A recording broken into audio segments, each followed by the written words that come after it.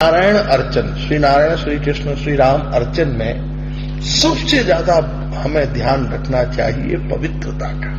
ठाकुर जी का जब भोग लगे तो ये इसमें बहुत स्थानों पर ऐसी बातें आई हैं। चैतन्य चरितामृत में हरिभक्ति विलास में देखें, गोपाल भट्ट गोस्वामी जी का हरिभक्ति विलास स्मृति ग्रंथ है। और भी वैष्णव अभिधान देखें, हरिभक्ति विलास देखें और पूर्व मीमांसा देखें। और उधर और कर्मकांड में जाएं, गरुण पुराण देख लें, अग्नि पुराण देख लें, बृहदारण्य उपनिषद देख लें। यहां पर काफी सिद्धांतों का विवेचन हुआ है। भगवान का उस सत्व स्वरूप का प्रतिपादन करना बहुत कठिन है। इसलिए सबसे पहली बात है, देखिए, पवित्रता। ठाकुर जी की रसोई, ठाकुर जी का मंदिर, इसमें बड़ी पवित्रता का बोध होना चाहिए। भगवान का प्रसाद जैसे बने, कोई भी बिना नहाया धोया व्यक्ति रसोई में न जावे, मंदिर में न जावे। कोई भी ऐसे वस्त्र पहनकर, जिस वस्त्र को पहनकर हम बाथरूम गए हैं, या सूतक पातक वाले को हमने छू लिया है, या कोई अस्पताल से आया है, या कोई माता अपने धर्म में है, ऐसे वस्त्र को पहन के भगवान के मंदिर में, भगवान की रसोई में जाना निषेध है। फिर दूसरी बात, रसोई में अपवित्र वस्त्र का प्रयोग न हो। और सबसे प्रचंड बात है, अपवित्र पादुका का प्रवेश नहीं हो। रसोई में चप्पल नहीं जानी चाहिए। इस बात का हमें विशेष ध्यान रखना चाहिए। कृष्ण नाम रुचि के लिए रसोई में हम टाट बिछा लें, कुछ गलीचे के टुकड़े रख लें, कोई भी ऊनी ऐसा कारपेट डाल लें, भले ही साल भर में फेंक दे, वो गंदा हो जाए, लेकिन रसोई में चप्पल निषेध होना चाहिए। रसोई में चप्पल न जाने पाए, रसोई में अपवित्र वस्त्र न जाने पाए, ठाकुर सेवा के लिए ये बहुत आवश्यक है। ये शास्त्र जिसका प्रतिपादन कर रहे हैं, देखिए हरिदास जी की कथा ही ये कह रही है, तुलसी बिना धोए भगवान को चढ़ाने से यवन कुल में पैदा होना पड़ा। हालांकि सुयोग तो बड़ा बढ़िया है कि कितना हरिनाम, 3 लाख हरिनाम रोज लेते हैं, ये कृपा भी हो गई भगवान की।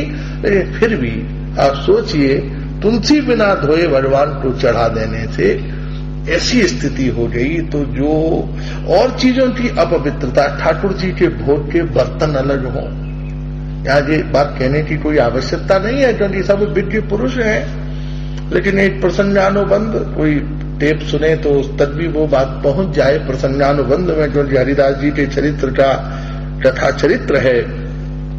इसलिए भगवान की सेवा का बहुत बोध हो, बहुत ज्ञान हो। आजकल तो विज्ञान भी मानने लगा है जूता चप्पल के विधान को। आप अल्ट्रासाउंड कराने जाओ, वो भारी जूता चप्पल उतार देते हैं, नहीं भैया अंदर पहन के मत आओ। हालांकि पहले ऐसा नहीं था। ऑपरेशन थिएटर में तो कपड़े तक वो अपने देते हैं कि अपना यही कपड़ा पहन के ओटी में जाएंगे आप, या आईसीयू में कोई भर्ती है मरीज, तो इस कपड़े से, इस जूते से, इस मोजे से अंदर नहीं जाने देते, इन्फेक्शन हो जाएगा। उसी प्रकार हमारे ठाकुर जी, हमारी रसोई, डॉक्टरों ने तो अब शुरू किया है 20 साल, 30 साल, 50 साल में, लेकिन हमारे यहाँ तो लाखों साल से ये परंपरा है। भगवान की सेवा के वस्त्र अलग, भगवान की भोजन के वस्त्र अलग, भगवान की विधि विधान के वस्त्र अलग। तो चलिए, और जितना न हो, लेकिन कम से कम भगवान के मंदिर में अपवित्र वस्त्र का प्रवेश न हो, अपवित्र पात्र का प्रवेश न हो। और तो विधि विधान गुरुजी जैसा आपकी पद्धति हो, गुरुदेव के आदेश से करें। लेकिन 2 चीज बहुत आवश्यक है। कोई भी बाहर से आया तुरंत मंदिर में घुस गया ना, मंदिर में वो कांच का दरवाजा है, वो बंद रहना चाहिए। बाहर से ही प्रणाम कीजिए, सबका अंदर जाना निषेध, नहीं प्रवेश होना चाहिए। बाहर वाला जगह है, वहीं से नमस्कार कर लो, भैया प्रणाम कर लो। जो पवित्र हो, निर्मल हो, उज्जवल हो, उन्हीं का ही मंदिर में प्रवेश हो। इसलिए पुराने मंदिर जितने भी हैं, राधा रमण जी में स्पर्श नहीं होता, बनाया ही उस तरह से दिया है। गोविंद देव जी में जाइए, स्पर्श नहीं होता। मदन मोहन जी में जाइए, राधा दामोदर जाइए, राधा श्याम सुंदर जाइए। और आजकल जो मंदिर बन रहे हैं, पुजारी नीचे उतर आते हैं, छू लेते हैं, अंदर चले जाते हैं, निषेध। तो खैर अस्तु, इस प्रकार का निषेध शास्त्र आदेश है कि हमें बाह्य वस्तुओं की पवित्रता, अपवित्र। ठाकुर में तेज तभी आएगा, अगर आप चाहते हो भगवान ने हमारी ठाकुर जी में बच्चे में तेज आए, हम उसे सभी बातों से बचाएं, ऐसे ही हमारे घर के ठाकुर जी में तेज आए, हमारे घर के ठाकुर जी से मंडल की वर्षा हो, तो ये दो बात हमें तो जरूर ध्यान में रखनी चाहिए। और जो मंदिर में जाने वाले हैं उन्हें भी इस बात का ध्यान रखना चाहिए। लाख ऑफर दे कोई, हम जाते हैं बहुत से मंदिरों में, आचार्य हैं गद्दी के, इसलिए सब हमको अंदर ले जाना चाहते हैं, हमारा अंदर आ जाइए, हम नहीं जाते, क्योंकि अपनी पवित्रता अपवित्रता हम स्वयं जानते हैं, उसके साक्षी हम हैं।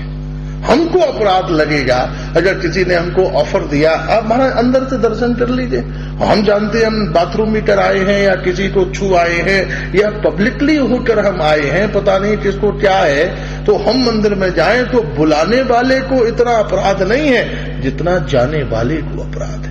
उस अपराध के हम भोगी हैं, क्योंकि हम जानते थे कि हम मंदिर में जाने योग्य हैं या नहीं है। उसी प्रकार मंदिर में जाते समय हमें खुद ध्यान रखना चाहिए कि भाई हमने ऐसे आदमी को छुआ है, किसी सूतक पातक हॉस्पिटल इधर उधर हम कहीं गए तो हमको खुद ही नहीं जाना चाहिए, दूर से ही प्रणाम करें। दूसरा ठाकुर का भोजनालय, ठाकुर की रसोई, जहां जूता चप्पल का प्रवेश तो बिल्कुल न हो, कुछ न कुछ साधन वहां बिछा दिया जाए। इसलिए काष्ठ पादुकाएं मंदिर में जो जाती थी पहले लकड़ी की पादुकाएं, तो अब लकड़ी की पादुकाएं तो सबके बस की बात है नहीं पहनना, और ये प्लास्टिक की ये वो सब इधर उधर, यहाँ तो बढ़िया मर्यादा है, सब जूता चप्पल बाहर रहता है। इसलिए ऐसी व्यवस्था ठाकुर के प्रसाद की भगवान ठाकुर के उसकी बने